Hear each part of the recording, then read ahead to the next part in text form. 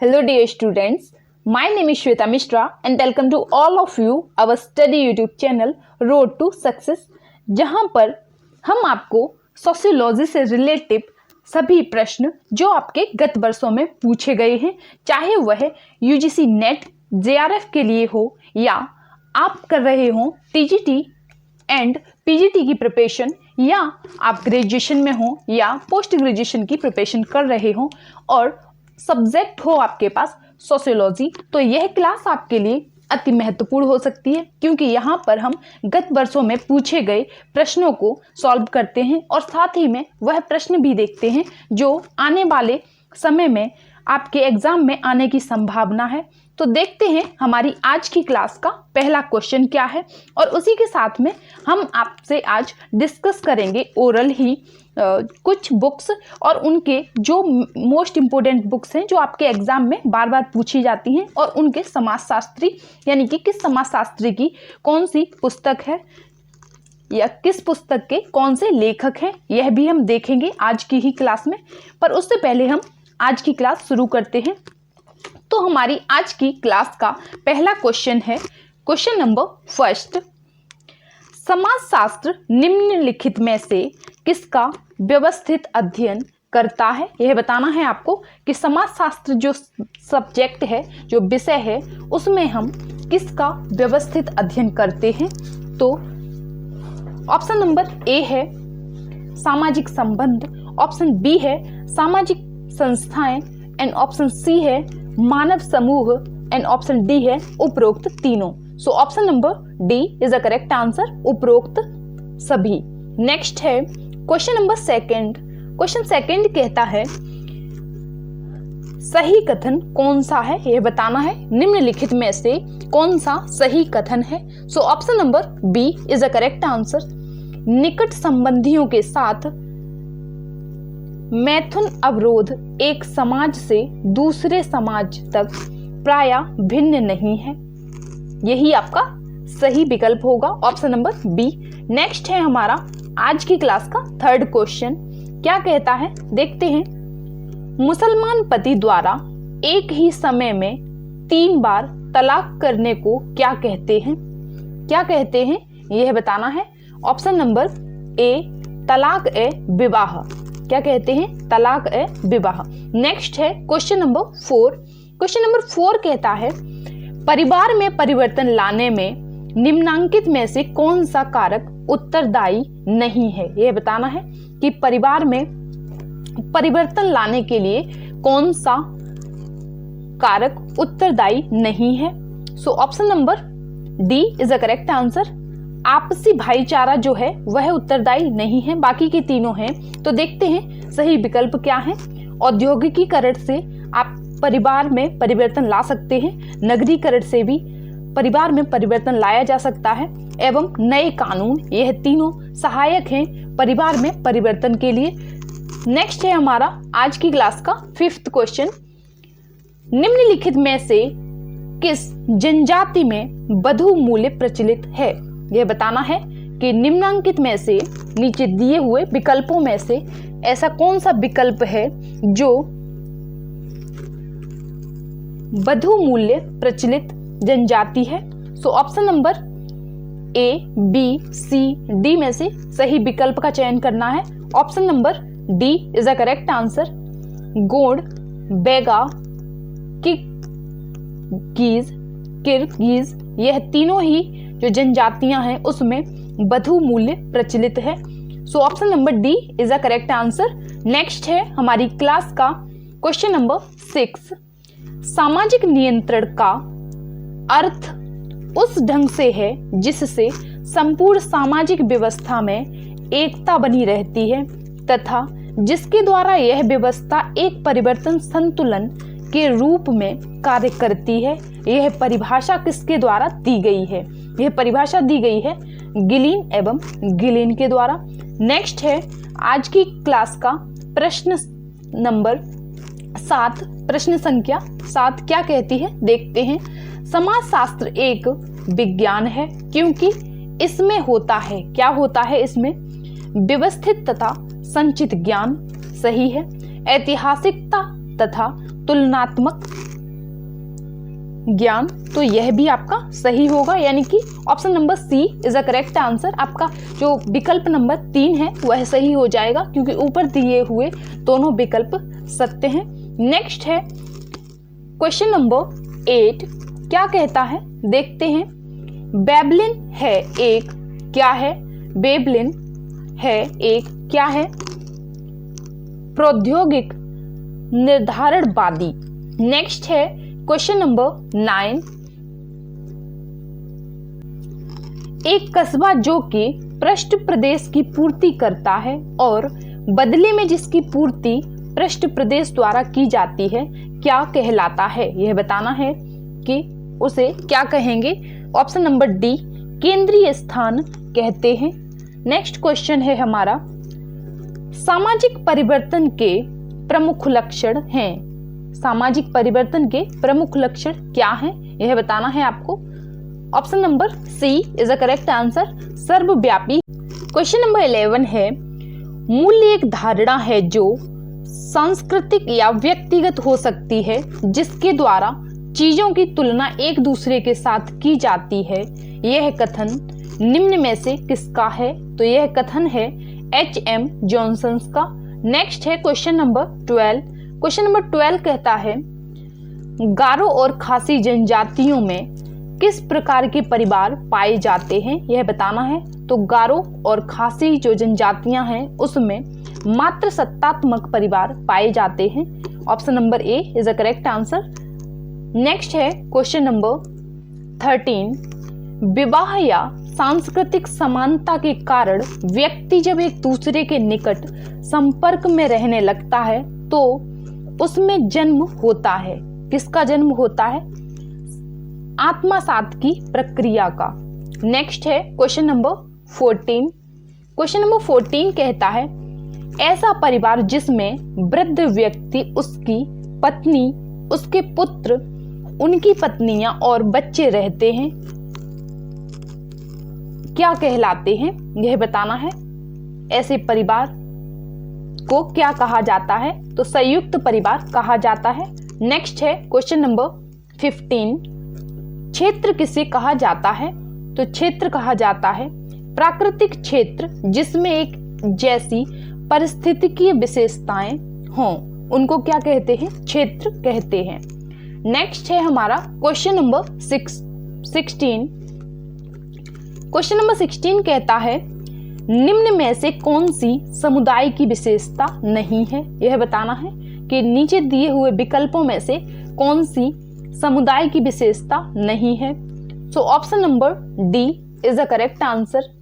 द्वितीयक समूह की प्रधानता समुदाय की विशेषता नहीं है।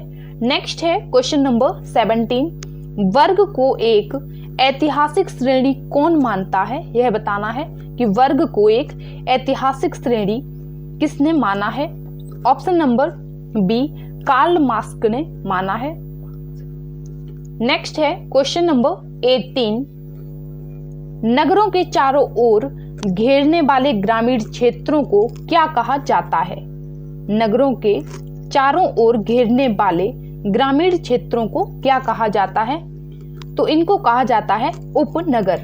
क्या कहते हैं? उपनगर।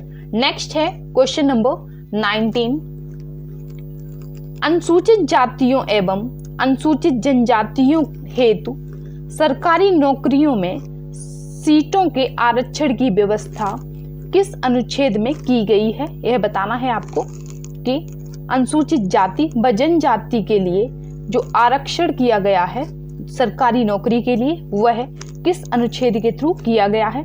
सो option number C is the correct answer. 330 अनुच्छेद नंबर, आर्टिकल नंबर 330। नेक्स्ट है क्वेश्चन नंबर 20। क्वेश्चन नंबर 20 कहता है, भारत में समाजशास्त्र का सर्वप्रथम अध्यापन कहाँ हुआ था? कहाँ प्रारंभ हुआ था? सर्वप्रथम भारत में समाजशास्त्र का अध्यापन, तो यह शुरू हुआ था मुंबई में। Option number A is the correct answer. विसंबंधन घटित होने की तब सबसे अधिक संभावना है जब एक व्यक्ति बुनकर हो। नेक्स्ट है क्वेश्चन नंबर 22, आधुनिक औद्योगिकी व्यवस्था के अध्ययन में मानव संबंध अभिगमन का केंद्र बिंदु क्या है, यह बताना है। So option number A is a correct answer, श्रमिकों का मनोबल। नेक्स्ट है क्वेश्चन नंबर 23। क्वेश्चन नंबर 23 कहता है जनजाति जीवन में गोतुल प्रतिनिधित्व करता है। ऑप्शन नंबर ए युवा संगठन। नेक्स्ट है क्वेश्चन नंबर 24। क्वेश्चन नंबर 24 है निम्नलिखित में से वे राज्य कौन से हैं जिसमें किसी भी समुदाय को अनुसूचित जनजाति घोषित नहीं किया गया है। Option number C is a correct answer, Kerala, Tamil Nadu और महाराष्ट्र। नेक्स्ट है क्वेश्चन नंबर 25, समाज में समाजशास्त्र का अध्ययन महत्वपूर्ण है, क्यों है महत्वपूर्ण है, यह बताना है कि भारत में समाजशास्त्र का अध्ययन महत्वपूर्ण क्यों है। Option number D is a correct answer, सामाजिक समस्याओं के निराकरण हेतु, सामाजिक नियोजन हेतु, ग्रामीण पुनर्निर्माण हेतु। यह तीनों स्टेटमेंट सही है, इसलिए option number D is a correct answer. जो विकल्प नंबर 4 है वही सही विकल्प होगा। नेक्स्ट है क्वेश्चन नंबर 26, विज्ञान से तात्पर्य उस विषय से है जिसका अध्ययन निश्चित सिद्धांतों अर्थात वैज्ञानिक पद्धति से किया गया है। यह परिभाषा किसकी है, तो यह परिभाषा है ऑप्शन नंबर डी बीर स्टीज की। बीर स्टीज ने यह परिभाषा दी है। नेक्स्ट है क्वेश्चन नंबर 27। क्वेश्चन नंबर 27 कहता है उस शहर का नाम बताइए जिसका नियोजन लगभग 300 वर्षों पूर्व किया गया था, तो उसका नाम है भोपाल। नेक्स्ट है क्वेश्चन नंबर 28। क्वेश्चन नंबर 28 कहता है एल बारियर ने भारतीय जनजातियों को मुख्यतः कितने वर्गों में बांटा है। इन्होंने बांटा है 4 जनजातियों में। नेक्स्ट है क्वेश्चन नंबर 29। क्वेश्चन नंबर 29 कहता है निम्नलिखित में से संस्था का कौन सा प्रकार नहीं है, यह बताना है। सो ऑप्शन नंबर सी सामाजिक व्यवस्था को विसंयोजित करना। नेक्स्ट है क्वेश्चन नंबर 30। क्वेश्चन नंबर 30 है सोहाई किस जनजाति का प्रसिद्ध उत्सव है, तो यह है संथाल का।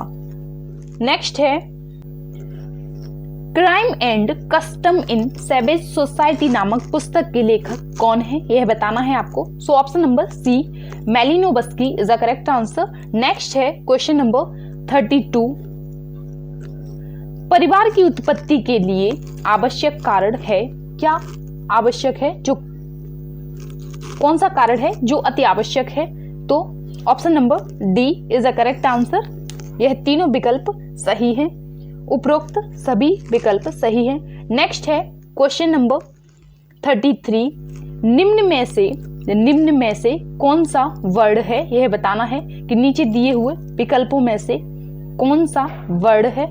क्षत्रिय is the correct answer. Next है क्वेश्चन नंबर 34, छिटपुट ग्रामीण बस्तियां निम्नलिखित में से किस राज्य में पाई जाती हैं, तो यह है केरल राज्य में पाई जाती हैं।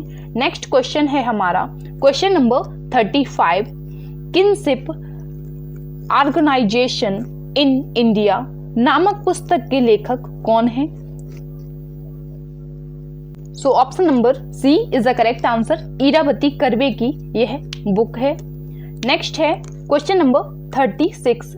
क्वेश्चन नंबर 36 कहता है जाति व्यवस्था व्यक्ति को एक विशेष सामाजिक स्थिति प्रदान करती है, कैसे करती है, कर्म से, धर्म से, या फिर जन्म से, या विवाह के बाद, तो यह जन्म से करती है। जो जाति व्यवस्था होती है वह व्यक्ति को जो विशेष सामाजिक स्थिति प्रदान करती है, जो व्यक्ति जिस जाति में जन्म लेता है वह आगे चलकर उसी जाति का कहलाता है। जबकि वर्ण व्यवस्था में ऐसा नहीं था। वर्ण व्यवस्था में मनुष्य अपने कर्मों के अनुसार वर्ण को प्राप्त करता था, और वहीं वर्ग व्यवस्था जो है वह भी मनुष्य के कर्म पर निर्धारित है। जो वर्ग एक निम्न वर्ग से एक व्यक्ति आता है, वह अगर बिजनेस करके या फिर गवर्नमेंट जॉब लेके, एक अच्छी जॉब लेके अच्छी पोजीशन पे पहुंचता है, तो उसका वर्ग चेंज हो जाता है, वो निम्न वर्ग से उच्च वर्ग में भी पहुंच सकता है। तो नेक्स्ट है हमारा क्वेश्चन नंबर 37। क्या कहता है देखते हैं, निम्नलिखित में से किसका अध्ययन समाजशास्त्र के द्वारा किया जा सकता है, यह बताना है। तो ऑप्शन नंबर ए सेना, बी सिनेमा, एंड सी समाचार पत्र, एंड डी उपरोक्त सभी। इन सभी का अध्ययन किया जा सकता है समाजशास्त्र के द्वारा। नेक्स्ट क्वेश्चन होगा हमारा क्वेश्चन नंबर 38। क्वेश्चन नंबर 38 कहता है, सामान्यतया दाएं भाग का चलन किस राज्य में है? जो दाएं भाग है उसका चलन कहाँ है, यह बताना है किस राज्य में है। ऑप्शन नंबर बी पश्चिम बंगाल में इसका चलन है। नेक्स्ट है क्वेश्चन नंबर 39। वे प्रदेश जिसमें अधिकतम साक्षरता दर पाई जाती है स्थित हैं, कहाँ स्थित हैं? भारत के उत्तर पूर्वी क्षेत्र में। नेक्स्ट क्वेश्चन है क्वेश्चन नंबर 40। क्वेश्चन नंबर 40 कहता है, सीमेल के समूह के वर्गीकरण का आधार है, क्या आधार है यह बताना है। सामाजिक संबंध is a correct answer. Question number 41 कहता है, क्वेश्चन नंबर 641 क्या कहता है देखते हैं, निम्नलिखित में से कौन असहयोगी सामाजिक प्रक्रिया नहीं है, यह बताना है कि नीचे दिए हुए विकल्पों में से कौन सा विकल्प ऐसा है जो असहयोगी सामाजिक प्रक्रिया नहीं है। Option number D is a correct answer. Next है क्वेश्चन नंबर 42। क्या कहता है, निम्नांकित में से कौन सी जनजाति है, यह बताना है कि नीचे दिए हुए विकल्पों में से कौन सी एक जनजाति है। Option number B is a correct answer, Bhil. बाकी की जो तीनों हैं वह जनजातियां न होकर के यह क्या हैं, वर्ण व्यवस्था के 3 प्रकार हैं, ब्राह्मण, क्षत्रिय, वैश्य। नेक्स्ट है क्वेश्चन नंबर 43। क्वेश्चन नंबर 43 कहता है, पुरुष पूर्णतः समाज की उपज है जबकि स्त्री काफी हद तक संस्कृत की उपज है, यह कथन किसका है? तो यह कथन है option number D Robin Fox का। नेक्स्ट है क्वेश्चन नंबर 44। निम्नलिखित में से कौन सा कथन सही है, यह बताना है। ऑप्शन नंबर सी द्वितीयक समूहों के सदस्यों में पारस्परिक कोई संबंध नहीं होते हैं, यह विकल्प आपका सही होगा, option number C. Next question है, द्वितीय समूह में किस प्रकार की सदस्यता होती है? तो इसमें ऐच्छिक सदस्यता पाई जाती है द्वितीयक समूह में। नेक्स्ट है हमारा क्वेश्चन, पश्चिमीकरण की अवधारणा किसने दी? तो पश्चिमीकरण की अवधारणा एस.एन. श्रीनिवास ने दी थी। नेक्स्ट क्वेश्चन क्या कहता है देखते हैं, निम्नलिखित में से किसका अध्ययन समाजशास्त्र है? निम्नलिखित में से किसका अध्ययन है समाजशास्त्र? तो समाज का अध्ययन है समाजशास्त्र। नेक्स्ट है क्वेश्चन नंबर 48। मेलिनो बस्की ने अपनी पुस्तक crime and custom in civil society में दंड के लिए कौन सा उदाहरण दिया है? यह बताना है आपको कि मेलिनो बस्की ने अपनी पुस्तक crime and custom in civil society में दंड के लिए कौन सा उदाहरण दिया है? इन्होंने दिया है व्यभिचार का उदाहरण।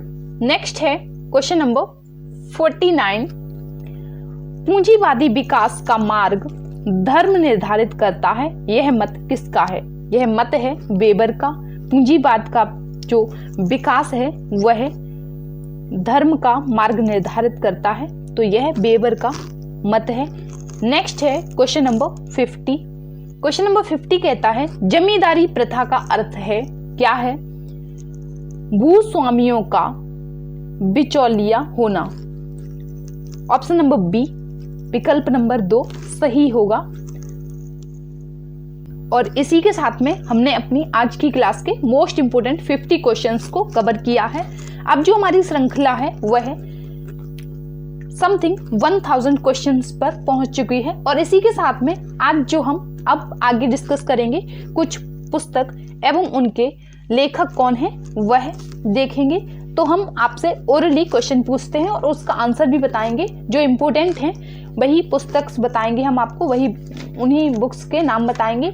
आप चाहें तो नोट डाउन कर लें या आप उनको 1-2 बार सुन लेंगे तब भी आपको याद हो जाएगा। इन पुस्तकों के नाम चाहे आप ग्रेजुएशन में हो, पोस्ट ग्रेजुएशन में हो, तब भी आपसे बार बार पूछे जाते हैं। और टीजीटी एंड पीजीटी के लिए यह प्रश्न अति महत्वपूर्ण हो जाते हैं। एंड यूजीसी में भी कई बार सीधे से क्वेश्चन बनते हैं, क्योंकि यूजीसी में क्वेश्चंस हमेशा टफ पूछे जाते हैं, इसलिए यह क्वेश्चन थोड़े सिंपल होते हैं, लेकिन फिर भी सेम बुक्स के नाम होते हैं तो कंफ्यूजन हो जाता है। तो आपको एक बार इन्हें देख लेना चाहिए और अगर आपको याद ना हो तो लिख के रख लो, जिससे कि 1-2 बार पढ़ेंगे आप तो अच्छे से आपको याद हो जाएगा। देखते हैं जो हमारी सोशियोलॉजी एंड फिलॉसफी की पुस्तक है, सोशियोलॉजी एंड फिलॉसफी बुक है जो, उसके लेखक कौन है? तो उसके लेखक हैं दुर्खिम। और दुर्खिम की जो दूसरी पुस्तक है वह है द सोशलिज्म, जो पुस्तक है वह भी दुर्खिम की है। ये दोनों पुस्तकों का नाम कई बार आपसे पूछा जा चुका है। वहीं अगर हम बात करें मैकाइवर एवं पेज की, तो इनकी एक बहुत ही फेमस जो बार बार आपसे पूछा जा चुका है सोसाइटी पुस्तक जो है, सोसाइटी नामक पुस्तक जो है वह किसकी है? मैकाइवर एवं पेज की है। और वहीं अगर हम बात करें द प्यूपिल्स ऑफ इंडिया नामक पुस्तक जो है वह हर्बर्ट रिजले की पुस्तक है। हम अगर बात करते हैं घुरिये जी की, तो इनकी एक पुस्तक है कास्ट क्लास एंड ऑक्यूपेशन, जो पुस्तक है वह किसकी है? घुरिये जी की पुस्तक है। और साथ में अगर हम दुर्खिम जी जो हैं हमारे समाजशास्त्री, इनकी कुछ और मोस्ट इंपोर्टेंट पुस्तक के बारे में बात करें तो वहीं पर अगर हम बात करें the rules of sociological method की, तो यह पुस्तक भी आपके दुर्खिम की मोस्ट इंपोर्टेंट पुस्तक है, जो आपसे एग्जाम में कई बार पूछी जा चुकी है। तो आपको नाम याद कर लेना है, the rules of sociological method. वहीं हम बात करें सोशियोलॉजी एंड सेंट साइमन, जो पुस्तक है वह भी आपके दुर्खिम की है।